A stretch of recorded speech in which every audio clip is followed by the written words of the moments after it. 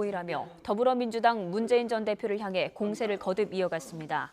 이정현 대표는 오늘 국회에서 기자들과 만나 답이 정해진 내용을 가해자인 북한 당국에 묻고 이에 따라 기권을 했다면 우리 국민은 물론 전 세계를 기만한 거라며 이같이 밝혔습니다. 이어 이번 사건을 일시적인 일이 아니라 근본적으로 접근할 거라면서 정치적으로 규탄하고 비방하는 식이 아니라 처음부터 끝까지 일이 어떻게 진행됐는지를 알아내야 한다고 강조했습니다.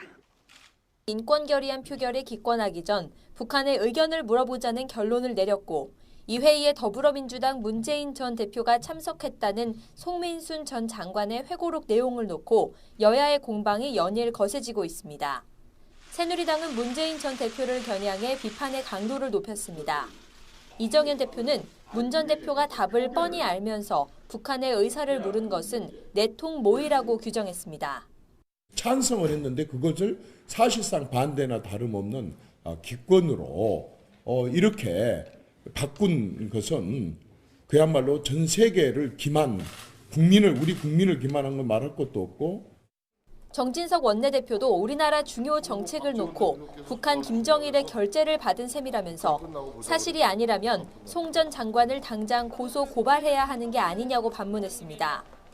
더민주와 문재인 전 대표 측은 색깔론 공세라며 즉각 반발했습니다.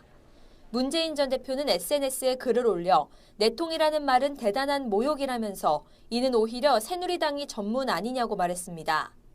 특히 선거만 다가오면 북풍과 색깔론에만 매달릴 뿐 남북 관계에 철학이 없다고 비판했습니다. 더민주 우상호 원내대표는 당시 대통령 비서실장이던 문 전 대표가 대북 인권 결의안에 찬성 의사를 표했지만 다수 의견에 따라 기권을 결정한 것이라고 주장했습니다. 당시 비서실장이었던 문재인 실장은 찬성 의견을 피력했다.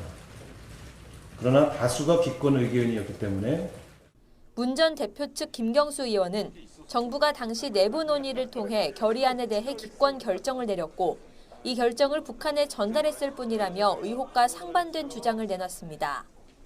국민의당 박지원 비상대책위원장은 만약 북한의 지시를 받았다면 주권 국가로서 적절치 못한 것 같다면서도 공식 입장은 사실관계를 확인한 뒤 밝히겠다며 신중한 입장을 보였습니다. 회고록을 둘러싼 여야 공방은 국정감사가 마무리돼 본격적인 대선 국면으로 접어들면서 한층 더 격화될 것으로 보입니다. YTN 강희경입니다. 는 데 대해 생각했던 것과는 다른 방향으로 전개되고 있다며 당혹감을 표시했습니다. 송 전 장관은 연합뉴스 기자와 만나 550여 페이지를 쓰려면 얼마나 어려운데 해당 내용이 기술된 8페이지를 부각하기 위해 책을 썼겠느냐며 이같이 말했습니다. 이어 내가 이런 논란을 보려고 몇 년씩 책을 쓴 것이 아니라면서 인터뷰 도중에 기가 차서라는 표현을 쓰기도 했습니다. 회고록 논란 이후 송 전 장관이 언론에 직접 반응을 보인 것은 사실상 이번이 처음입니다. 물어 UN 북한 인권 결의안 찬성 여부를 결정한 사람들은 다시는 정부에서 일하지 못하게 하겠다고 말했습니다. 이 대표는 서울 목동운동장에서 열린 이북도민 체육대회 축사에서 노무현 정부 당시 북한 인권 결의안 기권 배경을 기술한 송민순 전 외교부 장관의 회고록을 인용해 이같이 밝혔습니다. 이어 박근혜 대통령은 분명한 원칙을 갖고 대북 정책을 시행하고 있다면서